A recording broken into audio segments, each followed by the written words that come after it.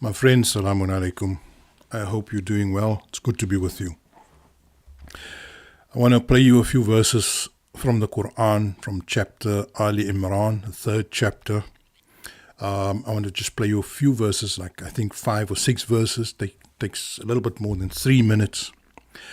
But I want you to visualize the present battle between those forces who are representing righteousness, justice, and those forces who represent evil, selfishness, and greed in the world today. Now, the Qur'an is front and center in that battle. And if you say that the Qur'an is irrelevant to that battle, then you better go and read your Qur'an. Because the Qur'an, every story in history is about the arrogant, the elite, the deniers of reality, the deniers of truth, the self-interested, battling those who are the victims and those who might not be victims but who are in solidarity with the victims. And so today we face that similar battle. We see the onslaught, the assault of the West, the assault of America, Britain, France, Israel on the innocent of the world, and especially the focus being Palestine, Gaza. And the Qur'an here, I want you to listen to these words. I want you to listen to these words. And when you listen to these words, I want you to see the Arab Quislings, the sellout Arabs.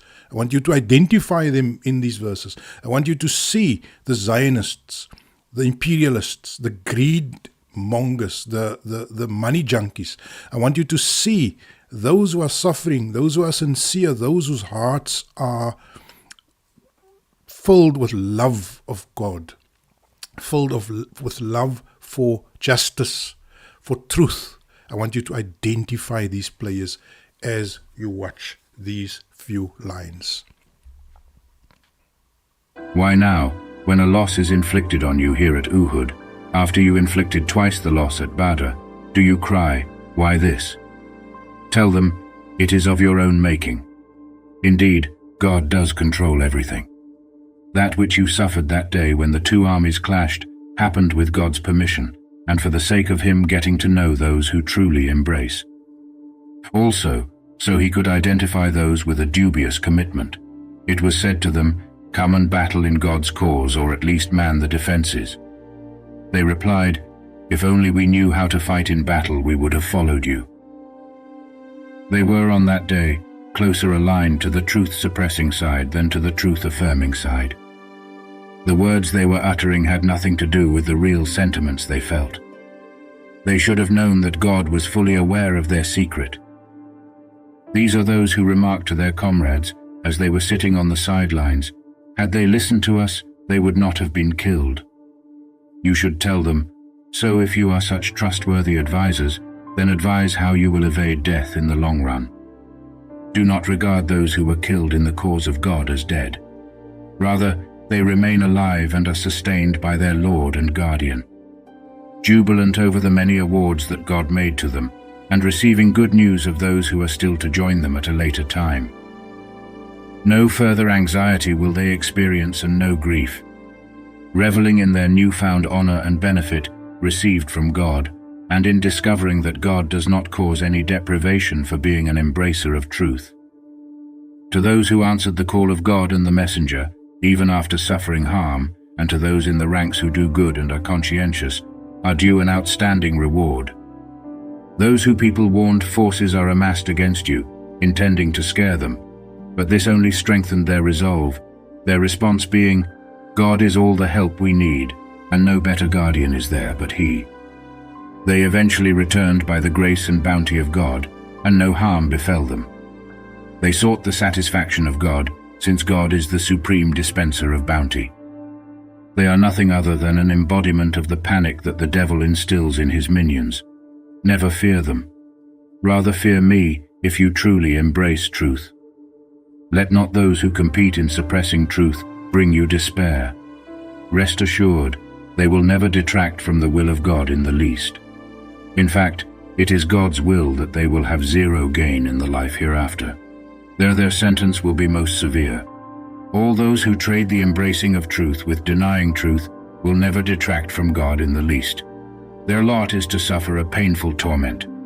Those who suppress truth must not assume that our prolonging of them will be of any benefit to their souls, for we prolong them only so they could incriminate themselves even further.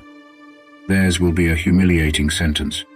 God was not about to abandon the embraces of truth to this state which you find yourselves in without separating the rotten from the good. Neither was God about to expose you all to the hidden truth. Rather, God selects for such purpose members of his fraternity of messengers.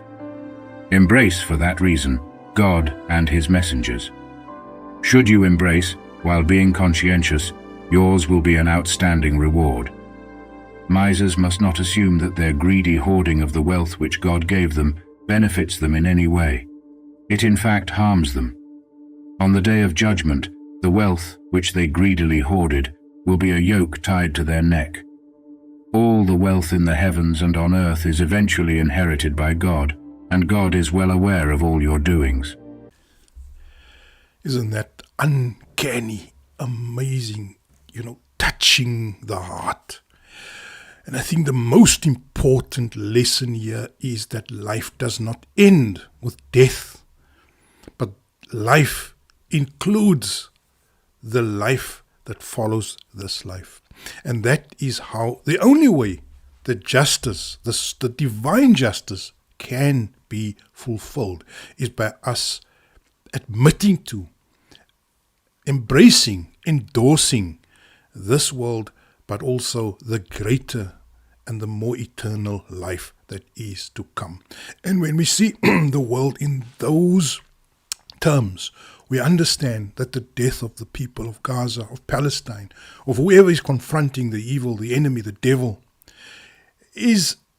achieves a victory that goes far beyond this world. And it is only those people who doubt this life of the hereafter, who doubt that there is an extended universe that we shall enter beyond this experience of ours. It is only those who doubt this that will go and become faint-hearted, weak, and fizzle out.